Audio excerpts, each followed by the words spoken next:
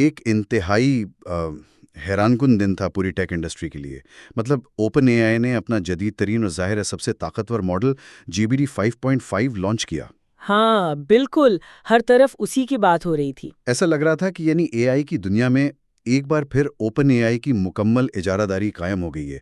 लेकिन ये जश्न बमुश्किल चंद घंटे ही चला था कि अचानक सब कुछ पलट गया। एकदम से। बिल्कुल।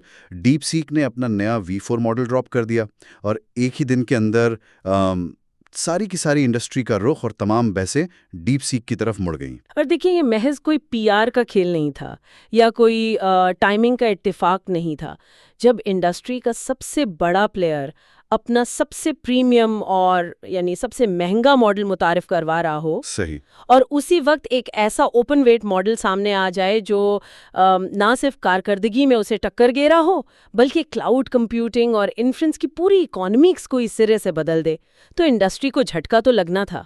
हाँ, तो आइए इसका जायजा लेते हैं, क्योंकि आज के इस तज्जिए के लिए हमने जिन रिसर्च पेपर्स, वीडियो ट्रांसक्रिप्ट्स और मार्केट रिपोर्ट्स को खंगाला है, उनसे एक बात तो बिल्कुल वाज़ेह है। वो क्या? ये कि डीप सीक V4 का ये लॉन्च महज बेंचमार्क्स की कोई आम जंग नहीं है। ये दरअसल एआई की बुनियादी कीमतों, एंटरप्राइज मार्केट के कंट्रोल और एक तरह से आलमी हार्डवेयर की सर्द जंग का एक बहुत बड़ा हिस्सा है। बिल्कुल, एक बहुत बड़ी शिफ्ट है। और सबसे पहले मुझे इस मॉडल के साइज और इसकी कीमत पर बात करनी है, क्योंकि जब मैंने सोर्सेज में ये आदात शुमार देखे तो मतलब मुझे लगा शायद कहीं कोई टाइपिंग की गलती है। वो आदादो शुमार ही ऐसे हैं कि कोई भी हैरान रह जाए। देखें, डीपसीक ने दरअसल 2 मॉडल्स पेश किए हैं। एक है उनका फ्लैगशिप V4 Pro, जिसके टोटल पैरामीटर्स 1.6 ट्रिलियन है। 1.6 ट्रिलियन? Oh wow! हाँ, लेकिन उसकी सबसे खास बात यह है कि ये एक वक्त में सिर्फ 49 बिलियन पैरामीटर्स को एक्टिव करता है। और दूसरी तरफ उनका V4 फ्लैश है, जो निस्बतन छोटा है। Flash version. जी, उसके कुल 284 बिलियन पैरामीटर्स हैं, लेकिन वो इन्फ्रेंस के वक्त सिर्फ 13 बिलियन एक्टिव पैरामीटर्स इस्तेमाल करता है। और ये दोनों MIT लाइसेंस के तहत मुकम्मल तौर पर ओपन भी हैं, और इनकी कॉन्टेक्स्ट विंडो 1 मिलियन टोकन्स तक है। 1 मिलियन टोकन्स, और वो भी इतने बड़े साइज के साथ। लेकिन एक मिनट, जरा इनकी कीमतों पर आते हैं। मतलब V4 फ्लैश की कीमत इनपुट के लिए सिर्फ $0.14 फी मिलियन टोकन्स और आउटपुट के लिए $0.28 है, जो कि तकरीबन फ्री होने के बराबर है। बिल्कुल। हम रिपोर्ट्स में देख रहे हैं कि ये क्लाउड ओप्स 4.7 जैसे मॉडल्स के मुकाबले में तकरीबन 99% सस्ता है। और अगर हम बड़े मॉडल की बात करें, यानी V4 Pro, तो उसका इनपुट $1.74 और आउटपुट $3.48 है। अब इसका मुवाजना करें इसी दिन लॉन्च होने वाले GPT 5.5 Pro से, जिसकी कीमत इनपुट के लिए $30 और आउटपुट के लिए $180 तक जा रही है। $180 बमुकाबला $3.5। ये फर्क इतना बड़ा है कि ये किसी भी कंपनी के बजट प्लान को रातों रात बदल सकता है। हाँ, मतलब ये तो ऐसे ही है जैसे आप एक लग्जरी कार को साइकिल की कीमत पर खरीद रहे हो। लेकिन यहाँ मैं थोड़ा सा इख्तिलाफ करूंगा या एक सवाल उठाऊंगा। जी, बताएं। अगर खालिसतन बिजनेस की बात करें, तो क्या ये वाकई कोई टेक्नोलॉजिकल ब्रेक थ्रू है, या फिर डीप सीक महज वेंचर कैपिटल का पैसा जलाकर यानी मार्केट शेयर कैप्चर करने की कोशिश कर रहा है? क्योंकि अक्सर कंपनियां शुरू में कीमतें गिरा देती हैं ताकि बाकी सबको निकाल सकें। तो क्या वाकई ये $3.5 में सस्टेनेबल है? ये बहुत ही मंतकी सवाल है, और इसका जवाब हमें उनकी इंजीनियरिंग में मिलता है। ये कोई प्राइस डंपिंग नहीं है। अच्छा, तो फिर क्या है? ये खालिसतन उनके राउटिंग मैकेनिज्म की वजह से मुमकिन हुआ है। जैसा कि मैंने पहले जिक्र किया कि 1.6 ट्रिलियन में से सिर्फ 49 बिलियन पैरामीटर्स एक्टिव होते हैं। इसे मिक्सचर ऑफ एक्सपर्ट्स या MOE कहते हैं। सही, MOE। लेकिन डीपसीक का MOE रिवायती मॉडल से बहुत मुख्तलिफ काम करता है। वो टोकन्स को इतनी दुरुस्तगी के साथ सिर्फ उन्हीं एक्सपर्ट न्यूरल नेटवर्क्स की तरफ भेजते हैं जिनकी वाकई ज़रूरत होती है। मतलब वो फालतू प्रोसेसिंग नहीं करते? बिल्कुल, जिससे उनका कंप्यूट ओवरहेड इंतहाई कम हो जाता है। तो वो जो प्रोसेसिंग पावर बचा रहे हैं, वही बचत वो कीमतों की सूरत में यूजर्स को दे रहे हैं। सही। तो ये उनकी अंदरूनी ऑप्टिमाइजेशन का नतीजा है। लेकिन क्या वो वाकई कारकर्दगी में इतने ही बेहतरीन है जितना उनका दावा है? क्योंकि मैंने सोर्सेज में एक अजीब चीज़ नोट की। जो आमतौर पर इस इंडस्ट्री में नहीं होती। डीप सीक ने बाकायदा तस्लीम किया है कि वो हर चीज में बेहतरीन नहीं है। हाँ, यहाँ सबसे हैरानकुन बात यह है कि उन्होंने बहुत ईमानदारी से वो बेंचमार्क्स पब्लिश किए हैं जहाँ वो हार रहे हैं। रिसर्च कम्युनिटी में इस चीज को बहुत सराहा गया है। उन्होंने क्या बताया इस बारे में?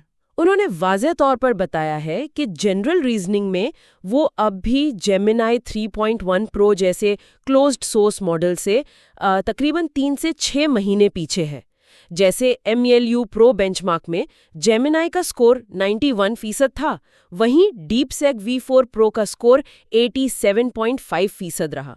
और ह्यूमैनिटीज लास्ट एग्जाम में भी वो थोड़ा पीछे हैं। बिल्कुल। लेकिन जहां बात आती है कोडिंग और रियाजी की, वहां तो कहानी बिल्कुल उलट नजर आती है। हाँ, वहाँ ये लाजवाब है। हमारी सोर्सेज के मुताबिक रियाजी के एक इंतहाई पेचीदा बेंचमार्क एपिक्स शॉर्टलिस्ट पर V4 प्रो ने हैरानकुन तौर पर 90.2% स्कोर हासिल किया और क्लाउड ऑप्स 4.6 और GPT 5.4 दोनों को पीछे छोड़ दिया, जो कि एक बहुत बड़ा माइलस्टोन है। और इससे भी बड़ी बात, कोड फोर्सेस प्लेटफॉर्म पर यह मॉडल इंसानों के मुकाबले में 23वें नंबर पर आया है। यानी वो जनरल नॉलेज के बजाय मखसूस हाई वैल्यू कामों को टारगेट कर रहे हैं। बिल्कुल। और इसी फोकस की वजह से डेवलपर्स की कम्युनिटी ने इसे हाथों हाथ लिया है, खास तौर पर जब हम एजेंट्स की बात करते हैं। एजेंट्स, हाँ, ये बहुत अहम टॉपिक है। रिपोर्ट्स बताती हैं कि डीप सीक के अपने ही 90% से ज्यादा डेवलपर्स अब इसे अव्वलीन तरजीह के तौर पर इस्तेमाल कर रहे हैं और 52% इसे अपना डिफॉल्ट कोडिंग एजेंट मानते हैं। वेट, 52%? ये तो आधी से ज्यादा कम्युनिटी हो गई। हाँ, और ये क्लाउड कोड, कोड बडी और एनवीडिया के नीमो क्लाउड जैसे फ्रेमवर्क्स के साथ बगैर किसी रुकावट के काम कर रहा है। चलें, जब हम एजेंट्स की बात कर रहे हैं तो मैं इसके एक इंतहाई अहम तकनीकी पहलू की तरफ आना चाहूंगा, जो सोर्सेज में बहुत नुमाया है, यानी इंटरलीव्ड थिंकिंग। ये उनकी सबसे बड़ी इनोवेशन है। क्योंकि देखें, मैं इसे ऐसे शख्स से तशबीह देता हूं जिसे भूलने की बीमारी या एमनेजिया हो। रिवायती एजेंट्स के साथ मसला ये होता है कि अगर वो कोई लंबा काम कर रहे हैं और उन्हें बीच में कोई औजार यानी कोई टूल इस्तेमाल करना पड़ जाए, तो वो पिछली सारी बात भूल जाते हैं और उन्हें दोबारा याद दिलाना पड़ता है। बिल्कुल, पुराने मॉडल्स अपना कॉन्टेक्स्ट खो बैठते थे। तो ये नया इंटरल्यूड थिंकिंग सिस्टम बेस या 30 स्टेप वाले लंबे और पेचीदा कामों में इस भूलने की बीमारी को कैसे खत्म करता है? देखिए, होता यह है कि जब कोई भी लार्ज लैंग्वेज मॉडल किसी टूल को कॉल करता है, जैसे कोई पाइथन स्क्रिप्ट रन करना, तो वो अपनी जनरेशन को रोक देता है। इस वक्फे के दौरान पुराने मॉडल्स अपने हिडन स्टेट्स को कैश नहीं कर पाते थे, यानी टूल का जवाब मिलने के बाद उन्हें पिछली सारी रीजनिंग को दोबारा प्रोसेस करना पड़ता था, जो कि बहुत महंगा और टाइम टेकिंग काम है। बिल्कुल। लेकिन V4 का ये इंटरल्यूड थिंकिंग सिस्टम इस तरह डिजाइन किया गया है कि ये टूल्स के इस्तेमाल के दौरान भी मॉडल की रीजनिंग स्टेट को अंदरूनी तौर पर महफूज रखता है। मतलब वो अपनी सोचने की हालत को फ्रीज कर लेता है। जी, तो जब ये टूल को इस्तेमाल करके वापस आता है तो उसे अपना पिछला सोचने का तसलसल वहीं से मिलता है जहां उसने छोड़ा था। इसीलिए लंबे टास्क्स में ये अपना कॉन्टेक्स्ट नहीं खोता। लेकिन लॉजिकली अगर सोचें तो इस तरह की स्टेट को लंबे अरसे तक महफूज रखने का मतलब है कि आपको एक बहुत बड़ी कॉन्टेक्स्ट विंडो चाहिए, जो कि 1 मिलियन टोकन्स की उनके पास है। जी हाँ। मगर यहाँ रियाजी का एक बहुत बुनियादी उसूल आड़े आता है। हम जानते हैं कि एआई में मेयारी अटेंशन क्वाड्रेटिक तरीके से काम करती है। मतलब अगर आप कॉन्टेक्स्ट को दुगना करते हैं तो प्रोसेसिंग का बोझ 4 गुना बढ़ जाता है। बिल्कुल, कंप्यूट कॉस्ट एक्सपोनेंशियल हो जाती है। तो फिर डीपसीक इतने सस्ते दामों ये 1 मिलियन टोकन्स कैसे मैनेज कर रहा है? ये कोई जादू तो नहीं हो सकता? जादू नहीं, लेकिन इंतहाई शानदार इंजीनियरिंग जरूर है। इस मसले के लिए उन्होंने एक नया हाइब्रिड अटेंशन आर्किटेक्चर मुतारिफ करवाया है, जिसमें 2 तकनीकें शामिल हैं। एक है कंप्रेस्ड स्पार्स अटेंशन, जिसे CSA कहते हैं, और दूसरी है हेविली कंप्रेस्ड अटेंशन यानी HCA। यहाँ बात वाकई बहुत दिलचस्प हो जाती है। ये CSA और HCA काम कैसे कर रहे हैं? देखिए, CSA हर 4 टोकन्स का एक ग्रुप बनाता है। इसका मकसद यह है कि मॉडल को बिल्कुल हालिया और जरूरी कॉन्टेक्स्ट की बारीक तफसीलात मिलती रहें। और HCA क्या करता है? जब बात पुराने कॉन्टेक्स्ट की आती है, जैसे कोई डॉक्यूमेंट जो मॉडल ने हजारों टोकन्स पहले पढ़ा था, वहां HCA काम आता है। ये 128 टोकन्स का एक बड़ा ग्रुप बनाता है और उसका सिर्फ एक निचोड़ या समरी अपने पास रखता है। अच्छा, तो ये ऐसा ही है जैसे आप एक किताब पढ़ रहे हो, कुछ चैप्टर्स को आप सिर्फ सरसरी देख लेते हैं, जो कि HCA हो गया, और कुछ पैराग्राफ्स को आप लफ्ज बा लफ्ज गौर से पढ़ते हैं, वो CSA हो गया। बिल्कुल बेहतरीन मिसाल दी आपने। उन्हें पूरे 1 मिलियन टोकन्स पर मुकम्मल अटेंशन रन करने की जरूरत ही नहीं पड़ती। ये तो वाकई कमाल की ऑप्टिमाइजेशन है। लेकिन सोर्सेज में एक और चीज का जिक्र है, उनका नया ऑप्टिमाइजर। पूरी इंडस्ट्री AdamW ऑप्टिमाइजर इस्तेमाल करती है, लेकिन उन्होंने म्यूआन ऑप्टिमाइजर और MHC इस्तेमाल किया है। हाँ, AdamW इंडस्ट्री स्टैंडर्ड है, लेकिन ये मॉडल के पैरामीटर्स अपडेट करते वक्त बहुत ज़्यादा मेमोरी यानी VRAM इस्तेमाल करता है। म्यूआन इस मेमोरी के बोझ को इंतहाई कम कर देता है। और इसका इन्फ्रेंस पर क्या असर पड़ा है? असर ये पड़ा है कि V4 Pro पिछले V3.2 के मुकाबले में सिर्फ 27% कंप्यूट और सिर्फ 10% KV कैश मेमोरी इस्तेमाल कर रहा है। वेट सिर्फ 10% मेमोरी? हाँ, और V4 फ्लैश तो इससे भी आगे है। वो सिर्फ 10% कंप्यूट और 7% मेमोरी लेता है। वाह! और मुझे समझ आ रहा है कि वो $3 वाली कीमत कैसे दे रहे हैं। लेकिन देखें, अगर ये मॉडल सॉफ्टवेयर में इतना ऑप्टिमाइज्ड है, तो इसका सीधा असर हार्डवेयर मार्केट पर पड़ना चाहिए। बिल्कुल पड़ेगा। और जब हम हार्डवेयर की बात करते हैं, तो हम अमेरिका और चीन की जो सर्द जंग है हार्डवेयर के हवाले से, उसके ऐन वस्त में खड़े होते हैं। सोर्सेज बताते हैं कि एनवीडिया इस मॉडल को भरपूर सपोर्ट दे रहा है।